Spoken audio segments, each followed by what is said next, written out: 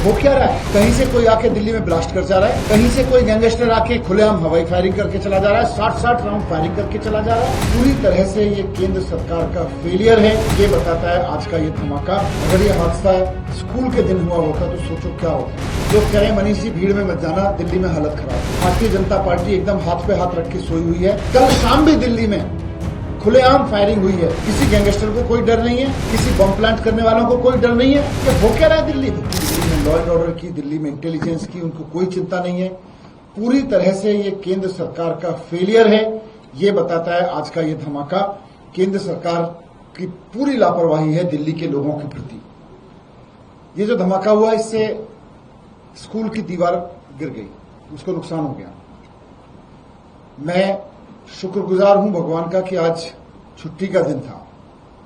अगर यह हादसा स्कूल के दिन हुआ होता तो सोचो क्या होता और क्या गुजरती उन बच्चों पर जो अपना भविष्य बनाने के लिए वो नन्हे नन्हे बच्चे, मासूम बच्चे वहां पे पढ़ रहे हैं।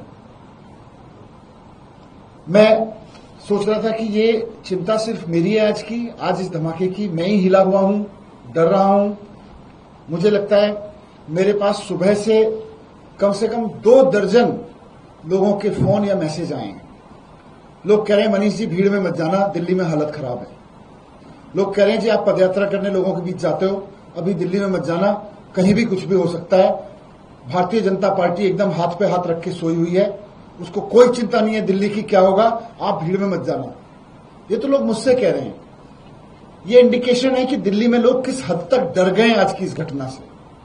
भारतीय जनता पार्टी के नाकारेपन से, बीजेपी की केंद्र सरकार की लापरवाही से और उनकी एकदम जो नींद में सोए हुए हैं वो, उससे दिल्ली के लोगों में आज के धमाके से कितनी दहशत हुई है इसका अंदाजा भी नहीं है भारतीय जनता पार्टी को। और बात आज की होती तो शायद वन ऑफ घटना होती। दिल्ली के लोगों की चिंता का विषय यह है कि आज जब ये ब्लास्ट हुआ और उस समय जिस समय टीवी पर ये न्यूज देख रहे थे लोग, सोशल मीडिया पे लोग देख रहे थे कि अभी अभी ब्लास्ट हुआ है, उसी समय लोग अखबारों में कल की खबर भी पढ़ रहे थे कि कल शाम भी दिल्ली में खुलेआम फायरिंग हुई है और एक गोली नहीं चली है, 60 राउंड फायरिंग हुई है वेलकम इलाके में, वेलकम कॉलोनी में। वहां पे एक लड़की घायल भी हुई है। मतलब ये हो क्या रहा है? कहीं से कोई आके दिल्ली में ब्लास्ट कर जा रहा है, कहीं से कोई गैंगस्टर आके खुलेआम हवाई फायरिंग करके चला जा रहा है, 60 राउंड फायरिंग करके चला जा रहा है। किसी गैंगस्टर को कोई डर नहीं है, किसी बम प्लांट करने वालों को कोई डर नहीं है। ये हो क्या रहा है दिल्ली में? और ये आज और कल की घटनाएं होती तो भी बड़ी चीज थी कि चलो ठीक है, वन ऑफ इंसिडेंट है, लॉ एंड ऑर्डर की कोई चूक हुई हो सकती है, कोई एक चूक मान सकते हैं।